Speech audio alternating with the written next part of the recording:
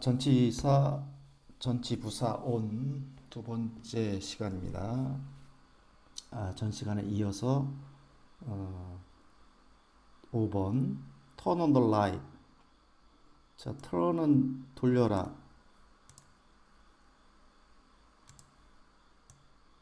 예, on the light 할 때 만약에 아무 생각 없이 on the light을 이렇게 묶어서 한번 이해를 보면은 묶게 되면은 얘 on을 우리가 전치사라고 합니다. 만약에 얘가 전치사가 아니라 전치부사라고 보는 경우에는 예, 묶지 않고 별도로 따로 떨어져서 봐야 돼요. 자, 그건 무엇을 말하는 거 아니? 아, 전치사였더라면은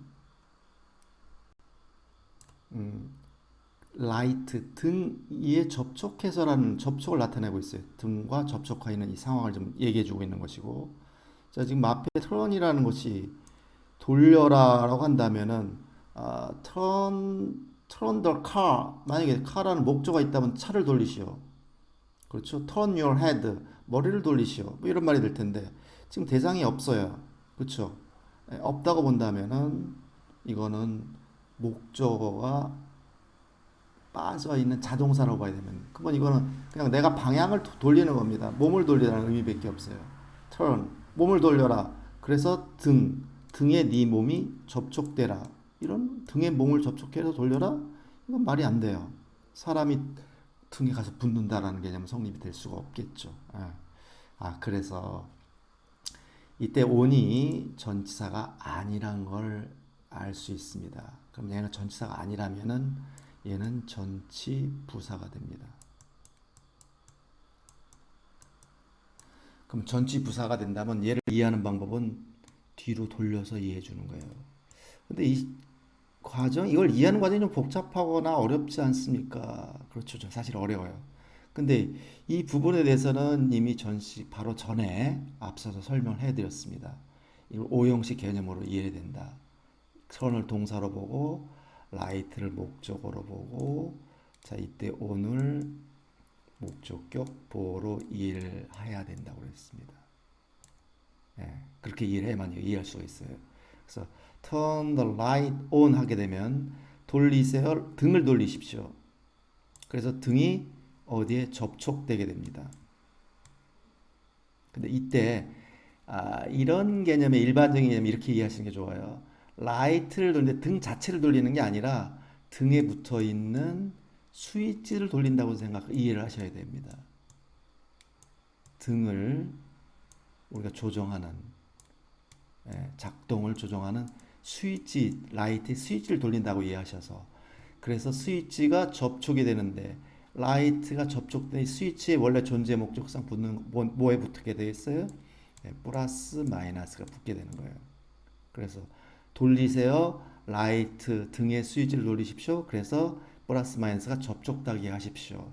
그래서 등을 켜십시오 라는 말이 터놓은 다음에 이런 전자제품이 오게 되면은 이 전자제품을 작동을 시키십시오. 켜십시오. 스위치를 돌려서 켜십시오. 그런데 지금 요즘에 스위치를 돌려서 등을 켜는 건 거의 없어요. 보통 푸시 버튼 누르는 식이죠. 일반적으로. 버튼식인데, 근데 왜 이걸 턴을 썼냐면은 이 원래 최초에 이 전기 제품이 나왔었을 때 모든 스위치는 플러스 마이너스를 돌려서 돌리는 형태였었어요. 예. 돌리는 형태, 돌려서 플러스 마이너스를 접촉을 시키고 돌려서 플러스 마이너스를 떨어뜨리고 하는 이런 개념을 썼다. 그렇기 때문에 이것이 굳어져서 그냥 전자제품을 작동시키나 켜다 할 때는 on이란 말을 쓰고, 이 붙어있던 것을 떨어뜨리는 것은 off라고 합니다. 예. 그래서 turn off the light 하면 등을 끄십시오. turn on the light 등을 켜시오. off라고 하는 것은 붙어있던 거를 서로 떨어뜨릴 때 쓰는 표현이에요. off의 기본적 개념은 on은 접촉의 개념이고 off는 접촉된 것이 떨어지는 개념이다. 그래서 on과 off는 서로 반대 개념이라는 걸 알게 됩니다. 예. 그래서 turn on the light, turn off the light. 자, 이렇게 쓰면 되는데 그랬을 때 turn the light on, turn the light off 이렇게 쓰면 안 되나요? 아, 당연히 써도 됩니다. 틀린 형태 표현법은 아니에요. 그렇게 써도 되고 근데 일반적으로는 보통은 붙여서 쓴다는 걸 볼 수 있겠고 그런데 이것을 반드시 떨어뜨려 써야 되는 경우가 있어요. 예. 만약에 목적어가 대명사일 때는 반드시 이 오형식 형태를 취하게 됩니다. 예. turn it on, turn them on 그것을 켜시오, 그것들을 켜시오 할 때는 대명사일 때는 반드시 전치부사 사이로 끼게 돼요. 그래서 turn on이 turn on them 이런 표현을 쓰지 않고 그래서 대명사가 이 전자제품의 목적어가 대명사가 될 때는 반드시 이런 형태만 표현하게 됩니다. 그래서 이것을 잘 기억을 해 두셔야 돼요.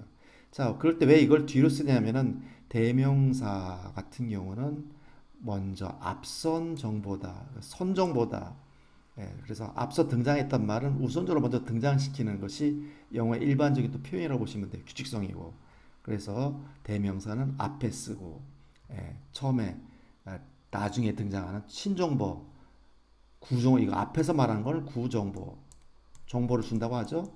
명사는 신정보라고 해야 돼요. 보통 그래서 신정보 같은 경우 맨 뒤로 들어가서 이것이 강조하의 느낌을 준다고 얘기를 하게 되는데 좀 어렵다고 하더라도 이 정도만 알아두시면 되겠습니다. 자, 그래서 이걸 이렇게 보시면 됩니다. 같은 맥락에서 turn on the TV 하면은 TV를 켜시오. 그래서 예를 들어서 이걸 응용한다면 TV is on 이렇게 쓰면은 TV는 있다, 존재하다, on 접촉해서 있다, 붙어 있다. 그럼 뭐가 붙어 있겠어요? 플러스 마이너스가 붙어 있다. 붙어 있는 상황에 있다. 그럼 TV가 어떻게 됐어요? 켜져 있다란 말이 돼요. 접촉해서 붙어 있다. Water is on 하면 무슨 말이 되겠어요? water라고 하는 거는 만약에 여러분 수도꼭지에 물이 꼭지에 이렇게 붙어 있다라는 거는 어떤 말이 되겠어요? 예. 물이 지금 틀어져 있다, 물이 나오는 상태다 이런 말이 됩니다. 이렇게 해서 이런 표현도 같이 응용해서 이해할 수 있겠어요. 물론 마찬가지로 TV is off 하면은 TV가 지금 꺼져 있는 상태가 될 것이죠. 그렇죠? 예. 자, 그다음 자, 요거와 관련된 표현은 앞으로 몇 가지 쭉 나올 수가 있게 됩니다. 그러면 turn on the laptop. 랩탑이면은 노트북, 컴퓨터를 말하죠. 랩이라고 하는 것은 이게 무릎을 말해요. 그래서 무릎 위, 탑은 위가 됩니다. 그래서 랩탑은 그 자체적인 의미는 무릎 위가 되는데 보통 노트북 컴퓨터는 무릎 위에 올려놓고 쓴다고 생각하시면 되죠. 이동이 가능한. 그래서 원래는 랩탑 컴퓨터라고 하는 게 맞겠죠. 노트북 컴퓨터라고 하는데 랩탑이라고 하더라도 노트북 컴퓨터라고 이해하시면 됩니다. 그러니까 우리는 줄여서 그냥 노트북이라고 하게 되는데 원래 노트북 하면은 공책을 의미합니다. 노트북 하면은 그래서 turn on the laptop. 그래서 노트북 컴퓨터를 켜십시오라는 말이 될 겁니다. 자, 그다음 turn on the 스피커를 켜시오. turn on the faucet faucet 하면 이건 수도꼭지예요. 그래서 수도를 트십시오. 수도를 트십시오. turn on the smartphone 휴대폰을 전원을 켜십시오. 이런 말이 되겠죠. 자, 그다음 3on3 그룹 데이팅. 자, 3입니다. 3은 3인데 3에 붙어 있는 3이에요. 이렇게 이해하셔야 됩니다. 이때 on3라고 하는 것은 전치사로 보셔야 됩니다. 그럼 3을 묶어서 그럼 얘 역할은 앞에 있는 명사를 설명해주는 형용사 역할을 보시면 돼요. 이걸 이해할 때 어떻게 이해하냐면은 3은 3인데 어떤 3이냐면은 3과 붙어 있는 3이다. 3과 3이 서로 붙어 있어요. 이렇게. 그래서 우리가 말하는 3대 3이라고 하는 몇 대 몇 하는 이 표현법을 만들 때 쓰는 표현이 A on B 하면은 에, A 대 B라고 이해하시면 됩니다. 그래서 three on three group meeting, 그룹 데이팅 하면은 우리가 단체 미팅이라고 보면 돼요. 데이팅이라고 하는 단체 미팅.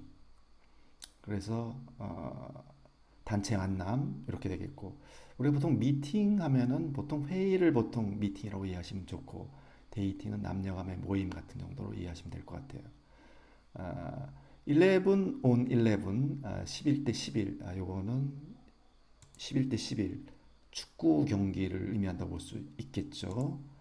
7 on 7 매치, 그러면은 매치는 시합 경기, 7대 7 시합, 7대 7 경기. 자, 그렇게 하면 되겠고, bring it on 14번 가져와라 그것을, 그래서 on 뭐에 접촉해라. 자, 이거는 그냥 그 자체로 이야기는 굉장히 어려워요. 그래서 bring 가져와라 그것을 접촉해라. 누구랑? 나랑. 그거 가져와서 나랑 한번 붙자. 가져와서 나랑 한번 붙자. 그렇게 이해하면 되겠네요. 그래서 나랑 한판 하자. 나랑 붙자. 어디 덤벼라. 이런 의미 주로 어떤 데 쓰는 말이에요. 상대방에게 도전하고 싸움을 걸 때 쓰는 말입니다. 어디 한번 해봐. 해볼까? 와봐 한번. 한판 붙자라는 표현 bring it on. 요거는 따로 외워두시는 게 좋을 것 싶어요. 아까 말했듯이 그거 어떻게 할 거냐? 야 한번 그 데려 가져와서 나한테 한번 갖다 붙여봐. 가져와봐 임마. 이렇게 이해하는 게 약간 이런 건 좀 그러니까 과장해서 외우는 게 우리 기억이 많이 남아요. 아까 말했듯이 bring on it은 안 된다고 그랬어요. 아까 똑같은 맥락에서 오형식으로 이해해서 대명사가 들어갈 경우 전치부사가 등장하면은 반드시 대명사를 동사와 전치부사 사이로 넣어서 이런 표현만 인정이 된다고 말했습니다. 자, 그다음 I'm on your side. 나는 있다. your side. 이 side라는 건 아까 사람, 몸, 신체를 말하면 옆구리가 되는데, 이 side는 면, 쪽, 측, 당신 편. 예, 당신 편 오는 접촉이라고 그랬죠. 말 그대로 당신 편에 딱 붙어 있다란 말이에요. 자, 우리 기억나세요? 자, 저기 할 사람 여기 붙어라. 우리 놀이할 때 쓴 말이죠. 나한테 붙어. 그런 말은 내 편이 되라. 쉽게 이해할 수 있겠죠. 그래서 나는 I'm on your side. 저는 당신 편입니다. 당신을 옹호합니다. 당신 입장을 지지합니다.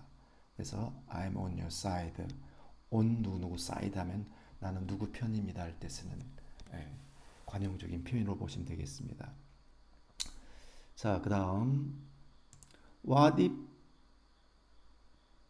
it goes wrong. What if it goes wrong?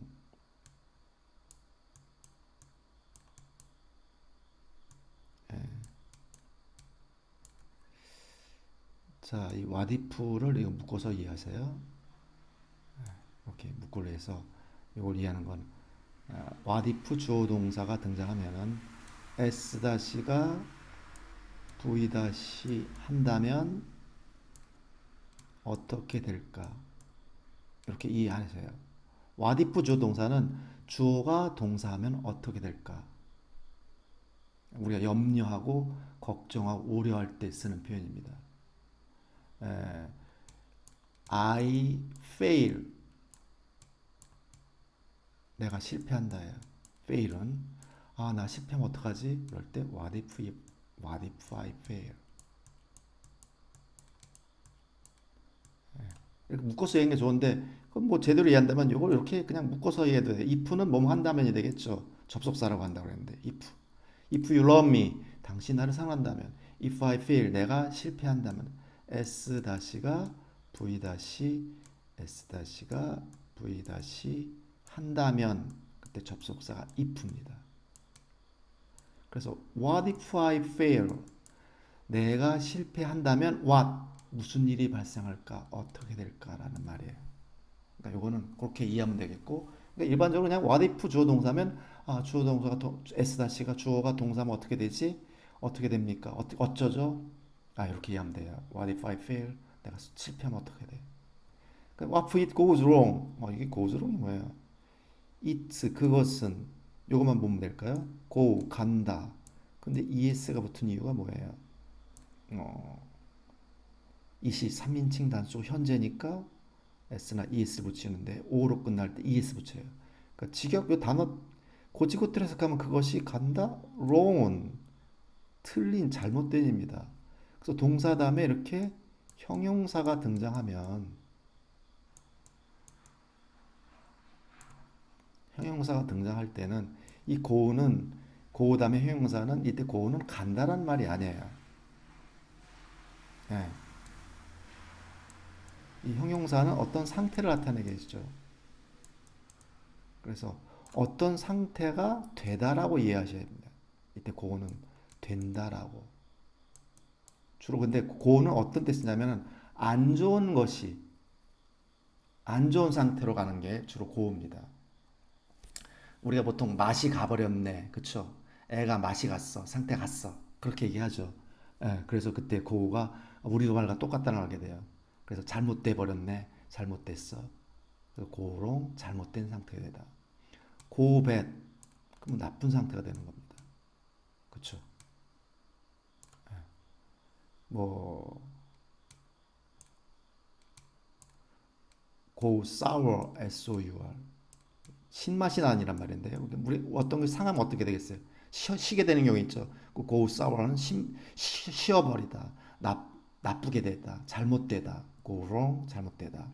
그래서 what if it goes wrong? 그거 잘못되면 어떡하죠? 이런 의미로 보면 됩니다. 그래서 what if go 다음에 형용사는 어떤 상태가 되고 나쁜 상태가 주로 되는 경우는 go입니다. 그럼 반대가 뭐가 되겠어요? 제대로 되는 거는 좋은 상태가 되면 come right이 됩니다. wrong의 반대말이 right이죠. 잘못되고 right 하면 올바른 제대로 되겠죠. 그럼 올바른 상태가 되는 것은 come right이라고 됩니다. come right 원래대로 되는 겁니다. 정신이 돌아왔네 이제 돌아오는 거죠. 그러니까 come입니다. 제가 맛이 갔네 go죠. 그래서 go wrong, come right. 이것의 상대적인 표현법을 또 기억해 두면 좋겠습니다. 자, what if it goes wrong? 그거 잘못되면 어떡하지? I'm so worried. 나는 입니다. worried, 걱정스러운. ed가 붙으면 어떻게 된 상태를 나타내요. 그래서 worried, 걱정스러운. 난 너무, so는 너무, so worried. 난 너무 걱정한 상태야. 너무 걱정이야. 그거 잘못되면 어떻게 돼? 난 너무 걱정스러운데, 걱정되는데. 이럴 때 쓰는 표현, I'm so worried. 난 걱정스럽다. 이것도 기억해두면 좋겠죠? 자, 그 다음 3번 No matter what happens, I'm on your side. No matter what happens, I'm on your side. No matter what happens 이 어려운 표현이에요. 이것은 기억기원 하나에 기억해둔 게 No matter what을 한꺼번에 묶어서 이해하는 게 좋아요. No matter what. 이 전체를 우리가 관계사라고 이해하는 게 좋아요.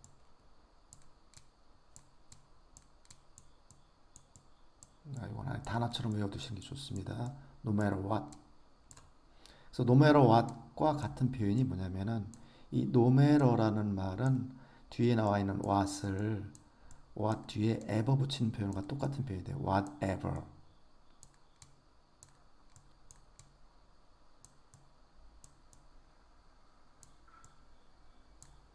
그래서 no matter what은 whatever 같다. 자, 그래서 happens는 동사가 되죠.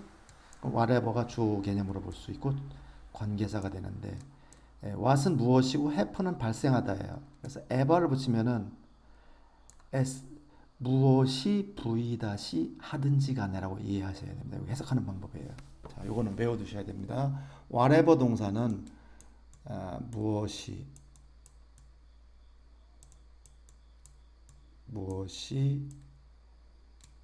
v 하든지 무엇이 V 다시 하든지 간에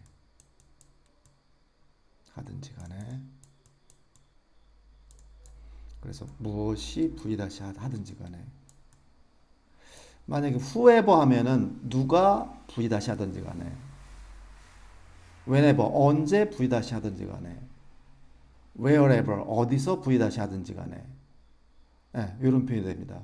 whatever 동사, whoever 동사, 의문사 그러니까 의문사 ever 의문사에 ever가 붙고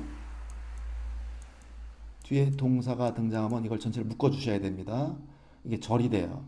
요거 이제 부사절이 되는데 이런 경우는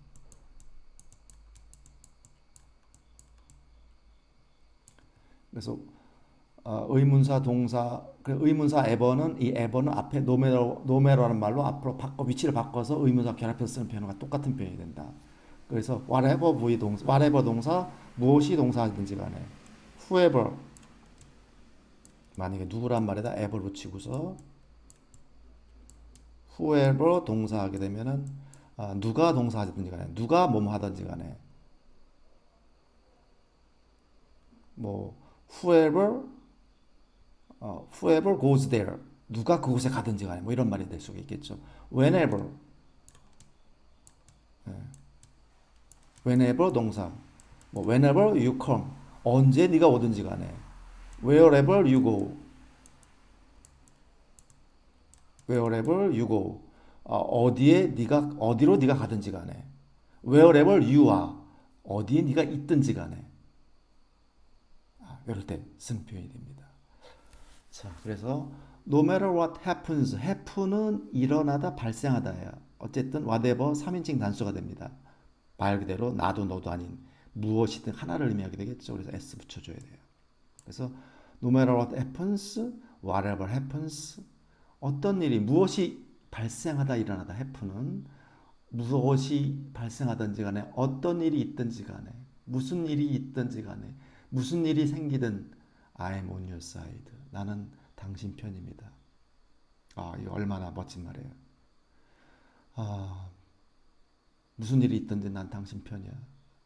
이런 자기 배우자 있다면 행복하겠죠. 그렇죠? 자, no matter what happens, I'm on your side. Don't worry. 무슨 일이 있든 나는 당신 편이에요. Don't worry. worry하지 마세요. 걱정하지 마세요. 자, 그다음 Are you on my side? 그래서 의문문이죠. Are you? I의 원래 자리는 you 다음 자리였겠죠. 원래는 You are on my side. 당신은 나의 편입니다. 그러니까 당신은 제 편인가요? 의문문이니까 are 앞으로 내보냈죠. 그래서 시간 동사가 앞에 나오고 앞에 뒤에는 당신 뭐가 등장하겠어요? 주어가 등장하겠죠. 자, 이걸 원래 표현을 항상 이해하고 싶다면은 얘를 바로 주어 다음 자리로 옮기게 되면 평서문으로 다 돌려볼 수가 있어요. Are you? 야, 이거 원래 문장은 you are였겠구나. 평서문은. 그래서 당신은 제 편입니까? 자, 그 다음이 굉장히 중요한 겁니다. 굉장히 중요하고 문법에서 영문법에서 우리나라 사람들이 제일 어려워하는 것 중에 하나입니다. I have friends who are on my side. 자, 이 편인데 이게 왜 어렵냐면은 이제 중간에 후가 보이죠. 그래서 의문문도 아닌데 의문사가 보인다. 그렇죠?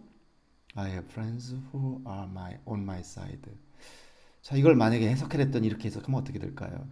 I have friends. 나는 가지고 있다. friends. 친구들을 가지고 있다. who. 누가 이냐? 내 편이냐? 나는 친구를 가지고 있다. 누가 내 편이냐? 그런 말 아니죠. 네, 그런 말 아닙니다. 자, 그래서 이거는 방금 우리 앞에서 봤듯이 whatever happens, I'm on your side 했을 때 whatever happens 의문사, 그것도 의문문도 아닌데 의문사가 등장한다. 그것도 관계사입니다. 관계사라는 것은 절을 만드는데 앞에서 봤던 것은 이제 부사 역할 자리라고 봐서 부사 자리라고 했는데 지금 여기 5번에서 공부할 부분은 지금 형용사절에 대한 공부예요. 우리가 앞에서 명사절에 대한 공부를 이미 했었어요. 그래서 절 중에서 제일 어려운 게 뭐냐? 바로 형용사절입니다. 형용사절이 제일 어렵다. 자, 요거를 잘 이해를 해야 영어를 이해할 수 있게 됐고, 이 형용사절을 앞으로 이해하게 되면서 영어 문장 보는 폭이 길어지는데, 영어 문장에서 가장 길어지는 원인 중에 넘버 원, 바로 넘버 원이 바로 이 형용사절입니다. 그래서 이 형용사절은 그만큼 중요하고 이거를 우리가 제대로 배워야 된다. 자, I 자, 이걸 배우기 전에 이제 하나부터 천천히 보면은 이걸 한번 봅니다. Friends are on my side. 자, 이거부터 볼까요? Friends 주어입니다. 친구들은 are 있다. On my side 내 편에 붙어 있다. 그래서 친구들은 제 편입니다. 친구들은 항상 나를 이해해줘요. 나를 응원해줍니다. 내 마음을 알아요. 친구들은 내 편이다. 자, 이랬을 때 이런 지금 하나의 문장이 되겠죠. 자, 그럼 이런 경우에 친구들이 내 편이다라고 했을 때 그러면 이 친구들은 한마디로 어떤 친구들이라고 말할 수 있겠어요? 네, 이 친구들 어떤 친구들이 되겠까요? 한번 잠깐 생각해 볼까요? 친구들이 내 편이다. 그럼 이 친구들 어떤 친구들이에요? 어떤 친구들인가? 어떤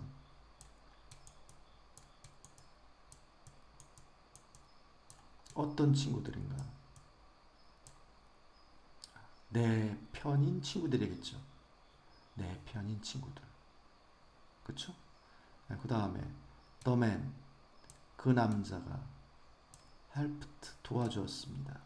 과거네요. ed 누구를 나를 그 남자가 나를 도와줬는데 그럼 이 남자는 한마디로 어떤 남자라고 말할 수 있겠어요?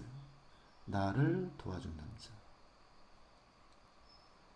자, the woman lives with me 그 여자는 lives 3인칭 단수니까 s 붙였네요. lives 살고 있습니다. with me 나와 함께 with 지금 with me with 나와 함께 지금 with 코로나 그쵸? with 코로나 함께 앞으로는 with 코로나 정책을 필 거냐 안 필 거냐 이 얘기는 그쵸 이제 그런 얘기 좀 등장하는 게 바로 with입니다. with 코로나 with me 나와 함께 살고 있다. 그럼 그 여자는 어떤 여자가 될까요? 그러면은 그 여자가 나와 함께 살고 있으면은 나와 함께 살고 있는 여자가 되겠네요. 그렇죠? 또 하나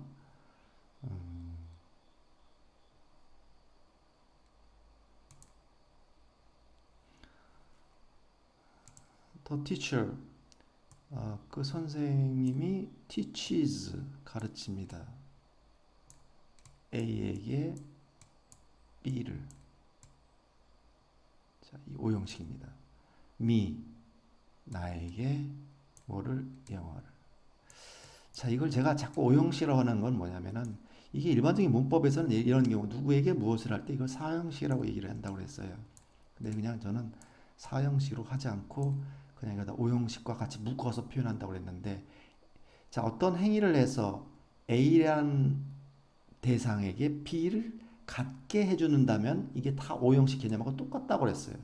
그렇기 때문에 저는 사형식과 오형식을 따로 분리시키지 않고 그냥 다 통합을 해서 오형식 얘를 목적격보로 얘기를 하니까 꼭 남들이 뭐라 한다 하더라도 제가 이것을 설명하는 방식을 따라주는 것이 통일성을 가지고 우리가 묶어서 이해할 수 있는 부분이 되겠어요. 그래서 선생님이 가르치는데 나에게 영어를 가르친다? 그럼 나는 영어라는 지식을 소유하게 되는 겁니다.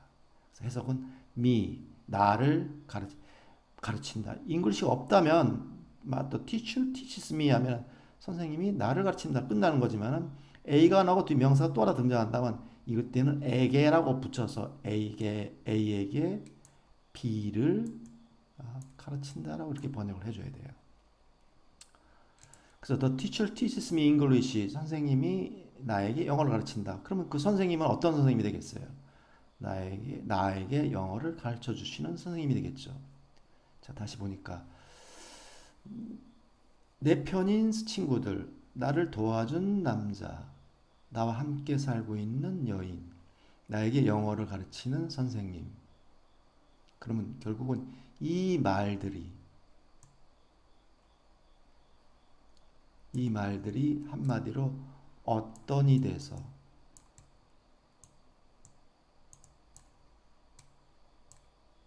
앞에 있는 주어를 설명해 주게 된다. 어떤 누구라는 말을 만들어내게 된다. 어떤 누구라는 말을 만들고 싶다.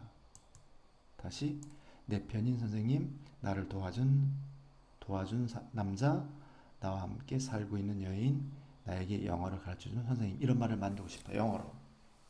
네. 그럴 때 어떻게 하냐면은 바로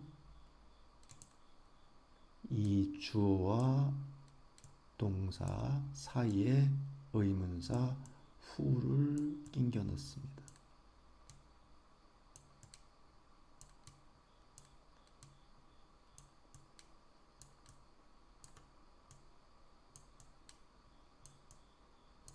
who를 끼겨 놓고 얘들을 다 묶습니다. 묶으면 앞에 있는 주어를 이렇게 설명하는, 명사를 설명해주는 형용사 역할이 돼요. 이게 바로 형용사절이라고 하는 거다.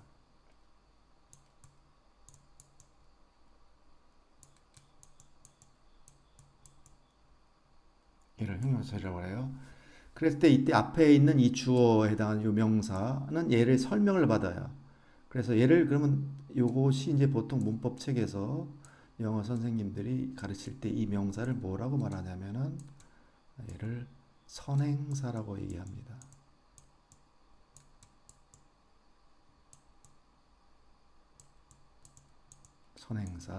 선행사를 한자로 표현한 앞선자에다가 행, 움질, 어조사, 선행사라고 그래요.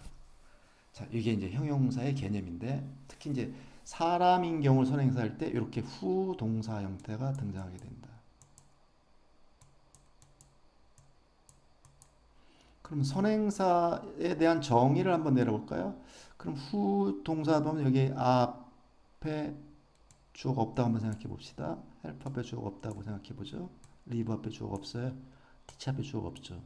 그러면 선행사라는 게 무엇이냐? 그럼 선행사에 대한 정의를 내려봐라. 선행사가 뭐냐? 묻는다면 선행사란 형용사절 안에서 빠져나온 명사라고 이해할 수 있어요. 그럼 얘 원래 고향은 아의 주어 자리, 요 자리에 있던 놈이 앞으로 빠져나왔어요. 더맨의 원래 자리는 헬프 주어 자리에서 빠져나왔다고 보시면 되겠고, 더 워먼도 리브스 앞에서 빠져나온 것이고, 더 티처도 티치스 앞에서 빠져나왔습니다. 여기서 빠져나왔다. 이거 빠져나온 선행사는 원래는 후 주어 누구 자리란 말에서 빠져나왔다. 그래서 후가 다 붙여주는 게 되는 거예요. 자, 요걸 가리켜 형용사절이라고 합니다. 자, 그러면 방금 말씀드린 것처럼 요거를 도식화시키면 이렇게 돼요. 선행사 등장하고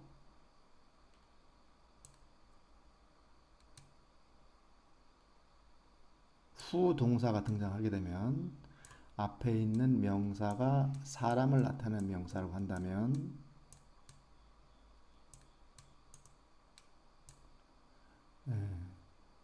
사람을 나타내는 명사라고 한다면 이 후 동사 전체는 얘를 설명해주는 형용사절이 된다. 여기서 핵심적인 게 뭐냐면은 자, 해석은 얘부터 형용사절 먼저 해석하고 얘를 나중에 해석합니다. 그리고 어떤 식으로 하냐면은 v-하는 v-하는 1번 선행사 2번 이렇게 번역하게 되는 거예요. 그리고 또 하나의 핵심은 가장 중요한 겁니다. 이때 후를 우리말로 해석하지 않는다는 게 이게 핵심이에요. 형용사절의 가장 큰 핵심은 뭐냐면은 후부터 묶게 되고 어디까지 묶느냐? 모든 묶는 거는 동사, 의문사 이걸 바로 관계사라고 한다고 그랬다. 의문사가 하나의 현재나 과거형 동사를 포함시키고 뒤에 또 다른 현재나 과거형 보일 때까지 묶는 거예요. 모든 묶음이란 건 동사 묶음이라는 것들은. 자, 동사를 묶는 법은 5가지 방법이 있다고 그랬는데 기억이 나나 모르겠습니다. 5가지가 뭐였어요? 자, 한번 떠올려 볼까요? 동사 원형 앞에 to를 붙여라. to 플러스 동사 원형. 두 번째 뭐였죠? 동사 원형에 ing를 붙여라. 세 번째가 뭐예요? 과거분사. 그렇죠? 그래서 거기서 묶어서 묶기 시작하는데 뒤에 뭐가 보일 때까지 현재나 과거형 동사 보일 때까지. 그 다음 본동사 위에 현재나 과거형 동사를 연결시키는 방법은 뭐가 있다고 그랬어요? 이렇게 의문사 형태, 얘를 관계사라고 한다고 그랬습니다.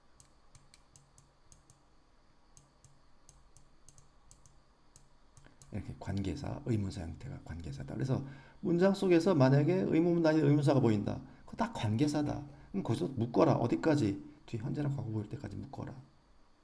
자, 그건 하나의 절이 된다. 그럼 절이 되는 게 끝이냐? 그렇지가 않다. 그럴 때 그 절이 명사 역할 자리 들어가 있으면 명사절이 되는 것이고 형용사 역할 자리 들어가면 형용사절이 되고 부사 역할 자리 들어가면 부사절이 되는 거다.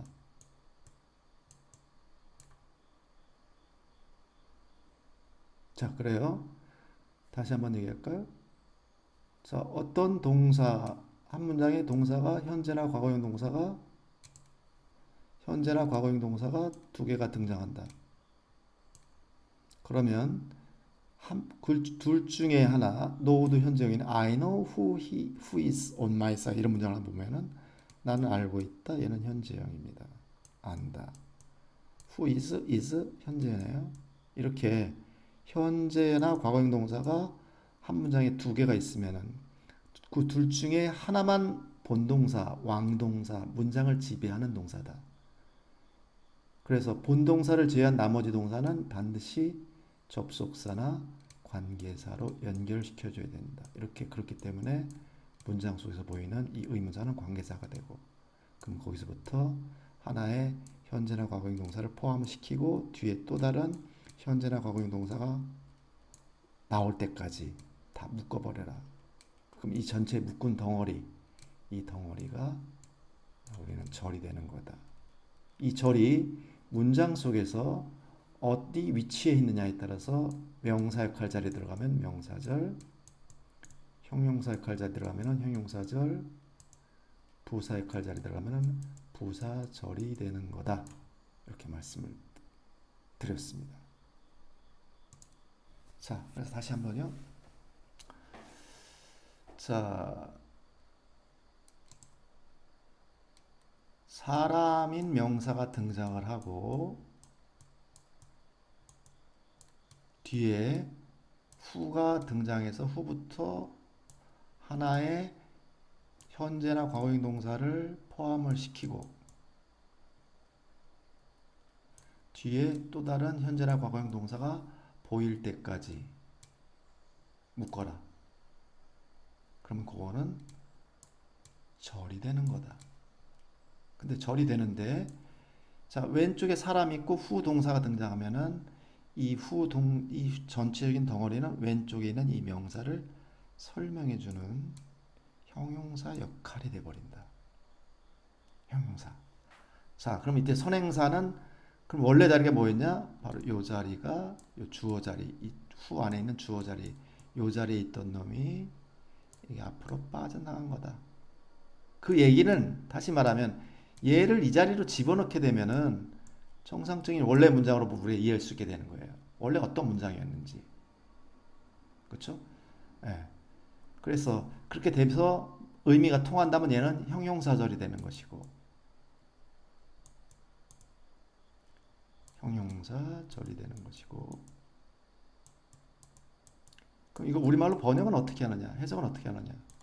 자, 그럴 때 이때 V-하는 1번, V-하는 선행사 2번 이렇게 해석해라.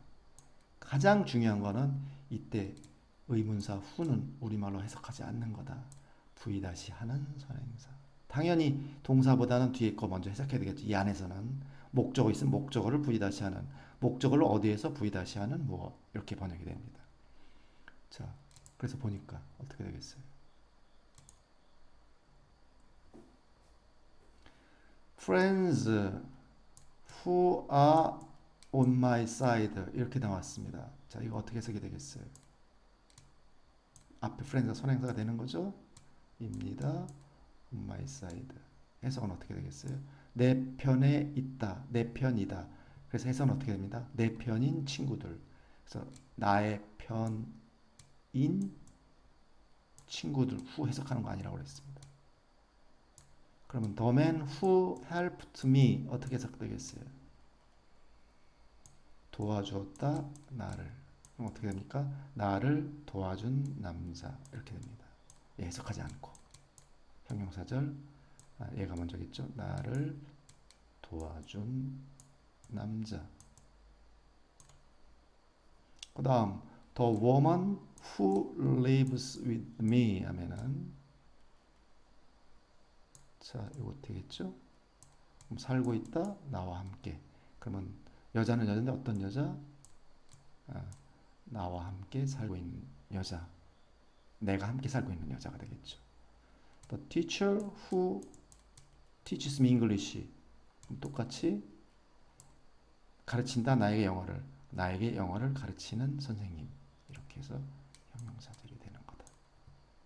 자, 이렇게 이제 이런 식으로 우리가 잘 배우고 나면 이런 건데 처음에는 굉장히 어렵게 느껴졌는데 이런 식으로 이해하는구나. 그럼 이 틀을 어떻게 해야 되겠어요? 항상 기억을 하고 있어야 되겠죠. 항상 기억을 하고 있어야 되는데 현실은 어떨까요? 이거는 수없이 반복하지 않으면은 우리가 찾아내기 어렵죠. 굉장히 어렵다는 걸 알게 됩니다. 그러니까 이거는 수많은 연습과 훈련을 반복을 통해야만 우리가 이것을 이해할 수 있게 된다. 그때까지는 좀 어렵더라도 참아내야 되고 아까 모두의 서두에 말씀을 드렸듯이 우리나라 영어를 배우는 학생들, 영어를 좀 약하다고 하는 학생들, 기초가 부족한 학생들은 다 이것을 다 이해 못해요. 이해 못하고 다 낮아빠집니다. 후만 나오면 무조건 누구라고만 떠올려요. 누구라고 해석하려고만 하고. 그래서 제가 무슨 얘기 했냐면은 영어를 배울 때 단어의 뜻이 중요한 게 아니다라고 자꾸 얘기를 하게 되는 거예요. 영어에 약한 사람일수록 자꾸 단어를 보면은 자기가 알고 있는 뜻만 맞춰서 자꾸 때려 맞추려고 해요. 그러니까 영어가 안 되는 거다.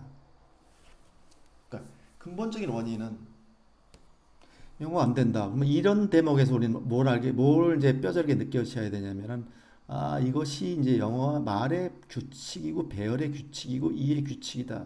이런 걸 문법이라고 한다. 영문법이라고 한다. 그러니까 영어는 말이 중요하지 문법이 중요한 게 아니다. 라는 말이 맞지 않다라는 걸 알게 됩니다. 문법을 모르고서는 영어를 이해하기가 굉장히 힘들어요. 그럼 문법 모르고 말을 잘하는 어떤 사람들? 그 나라에서 태어난 애들, 살고 있는 사람들은 문법 몰라도 말해요. 하다 보니까 다 이해하게 되는 거죠. 예. 우리가 우리말 갖다 놓고서 문법적인 이것이 용어가 어떻게 됩니까? 물어본다면 다 알 수 있어요? 지금 모르죠. 저도 잘 몰라요. 우리말 문법은. 참 그것도 아이러니한 일입니다. 자, 그래서 볼까요? I have friends who are on my side. 자, 이 문장을 드디어 이해할 수 있는 터전을 마련했습니다. 자, 그럼 볼까요?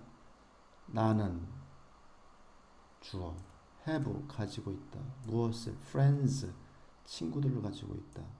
who 누구냐? 이다. on my side 나의 편. 자, 여기서는 해석하려고 하지 말고 자, 이것을 동사, 전치사, 명사 후 의문사가 나왔구나. 의문도 아니구나. 얘는 관계사구나.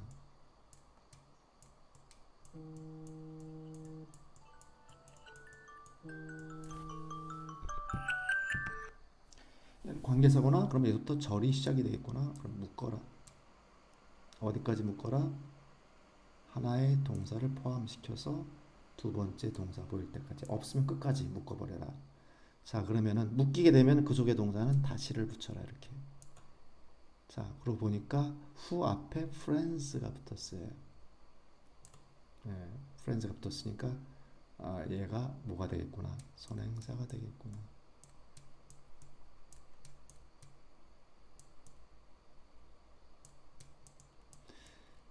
그러면 이 후부터 이 전체적인 묶은 덩어리는 얘를 설명해주는 역할이겠구나. 선행사가 명사구나. 누구에 해당하는 명사죠? 그러면 명사를 설명하는 게 뭐예요? 형용사다. 그럼 우리는 이걸 절이라고 한다면 무슨 절? 형용사절이구나. 얘를 형용사절이라고 합니다.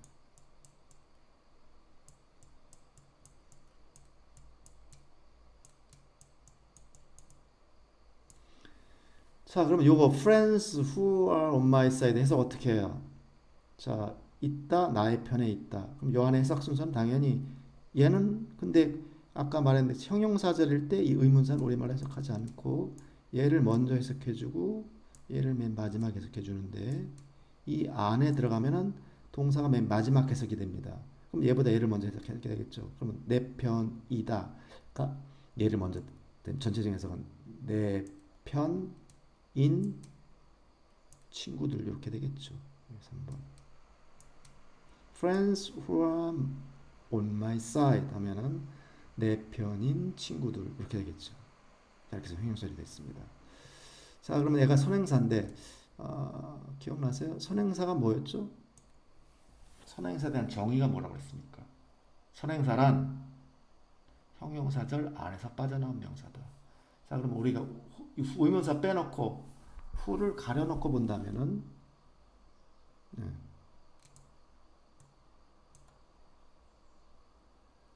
자, 후를 가려놓고 본다면 지금 여기에 주어가 없어요. 그러니까 얘의 원래 자리는 이 자리였겠구나. 그래서 friends가 friends are on my side. 네, 여기서 빠져나갔다 나가게 돼요. 자, 근데 이게 선행사는 형용사절 안에서 빠져나온 명사다. 근데 이게 굳이 필요해요? 그냥 후만 넣으면 되는 것 같은데. 근데 이거 이유가 있습니다. 선행사가 형용사절 안에서 빠져나온 명사라고 이렇게 정의를 내렸던 이유가 뭐냐면은 만약에 여기에 have 다음에 a friend라고 한번 해봐요.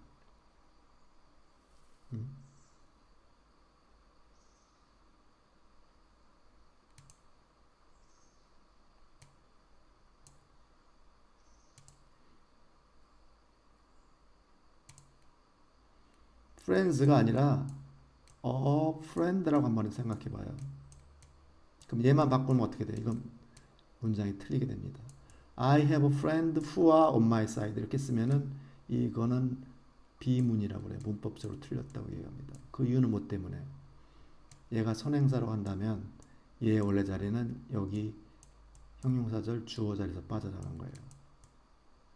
그래서 빠져나간 놈인데 집어넣고 보니까 얘를 여기다 집어넣고 보니까 a friend예요. 그럼 3인칭 단수가 되겠죠. 그럼 is가 아니라 a가 아니라 is라고 했었어야죠.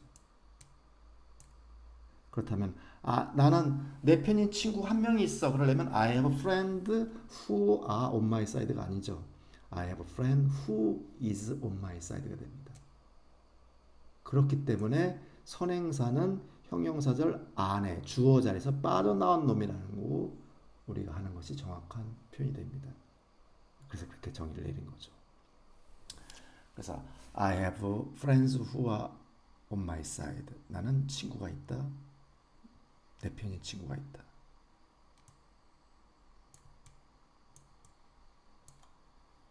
만약에 this is the man who helped me 이런 문장 어떻게 해석해야겠어요? 이렇게 되면은 this 이 사람이입니다. 바로 그 사람, 그 남자입니다. 그분입니다. 어떤 분이에요? 나를 도와주신 분입니다. 아, 이분이 저를 도와주신 분이에요. This is the woman who lives with me. 이분이 저와 함께 살고 계시는 여자분입니다.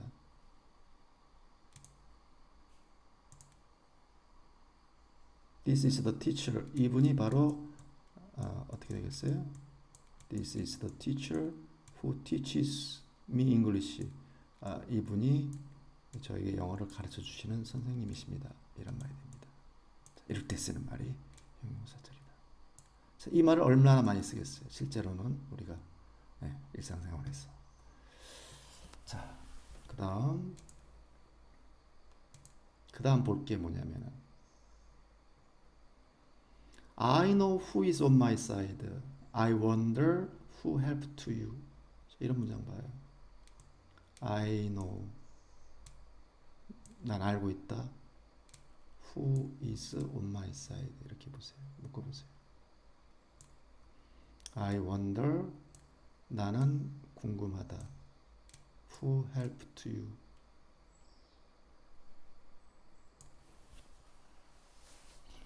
자, 방금 위에서 봤던 거의 차이점이 뭔가 한번 가만히 보세요. 어쨌건 I know 현재형 동사, who is 현재형 동사, 앞에 who라는 의문사가 등장했다. 관계사겠구나. 도와줬다. who 관계사겠구나. 근데 차이는 뭐냐면은 얘 절은 뭐냐면 얘 지금 위치를 가만히 보세요.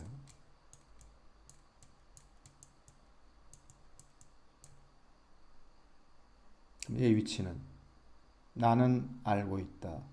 그럼 얘가 어디 위치해 있느냐를 판별하는 판별 기준은 뭐냐면은 모든 묶은 덩어리는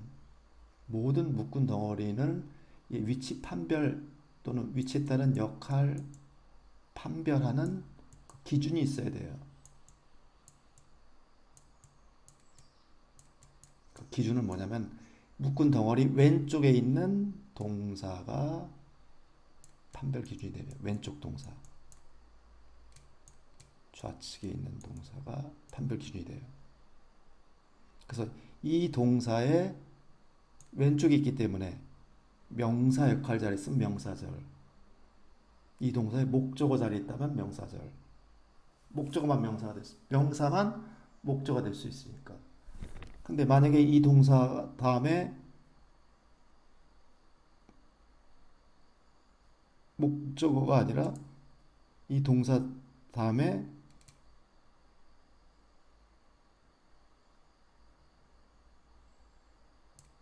명사가 있다면, 만약에 명사가 낑겼다면 얘는 이 노란 동사의 목적어가 될 수 없겠죠. 그럼 얘는 명사절이 아니에요. 자, 그렇기 때문에 나는 안다. Who is on my side. 이걸 묶어놓고 보니까 왼쪽 동사 no. 나는 알아요. 그 다음에 필요한 게 뭐예요? 무엇을 하는가라는 말이 필요하게 되겠죠. 그럼 얘의 위치는 알고 있다의 목적어 자리가 됩니다. 그럼 이 전체가 no의 목적어가 되는 거예요. 알고 있다는 동사의 목적어가 되는 거다.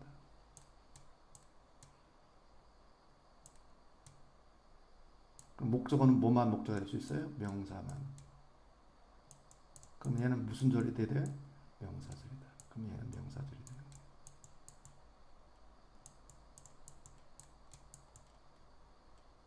자, 이때 who는 역시 관계사라고 합니다. 문법적인 용어로.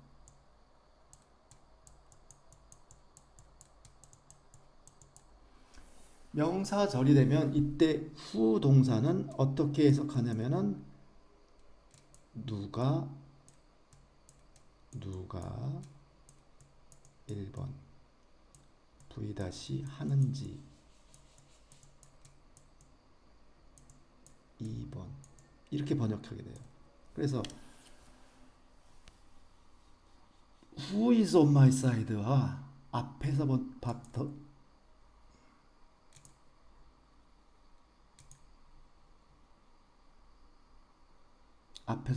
who와 on my side하고 다른 점이 하나도 없어요.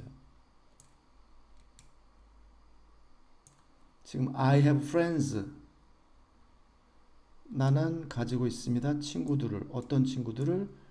이때 형용사절일 때 선행사 했을 때는 해석하지 않는다고 그랬죠.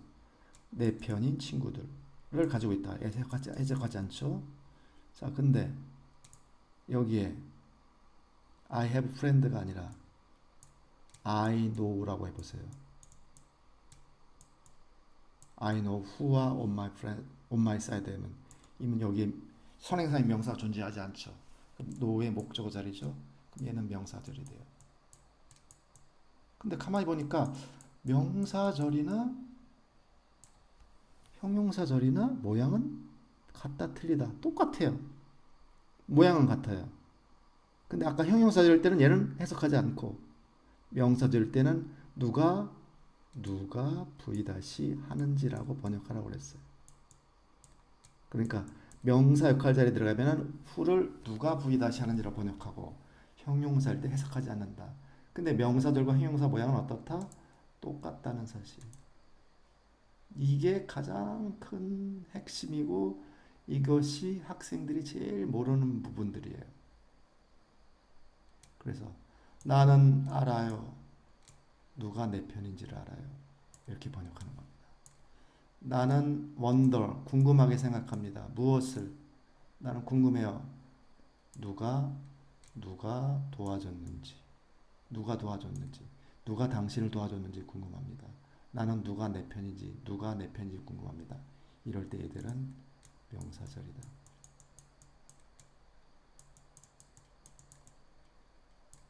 만약에 이 앞에 선행사인 명사가 있었더라면 내 편인 선행사, 당신을 도와준 선행사 이렇게 번역이 되는 거고. 네. 자, 이거를 내가 머릿속으로 반드시 입력을 해둬야 됩니다. 자, do you have friends who are on your side? 이런 문장이 있어요. 자, 그러니까 이럴 때 간단하죠. who와 on your side 묻고 얘 없다고 생각해 보세요. 그러면은 do you have friends? 이런 문장이죠. 그럼 이 문장의 동사는 해보고 주어는 you고 이게 목적어고 왜 do를 썼어요? do를 쓴 이유는 have가 일반 동사 현재형 3단이 아니니까 do를 첨가해줘야죠. 얘가 문장을 지배하는 왕동사니까 본동사니까. 그래서 너 가지고 있다 친구를. 친구 있어? 어떤 친구? 설명해 주죠. 네 편인 친구. 너 네 편인 친구들 있어? 너를 지지해주는 친구들이 있어? 당신을 지지해주는 국민들이 있냐? 당신을 지지해주는 직원들이 있어? 당신을 지지해주는 뭐 가수들이 있어? 뭐 이런 말이 됐어요. 얼마든지 만들어지겠죠. 자, 이렇게 해서 형용사절을 공부를 합니다. 자, 그래서 이번 시간은 여기까지 하도록 하겠습니다. 감사합니다.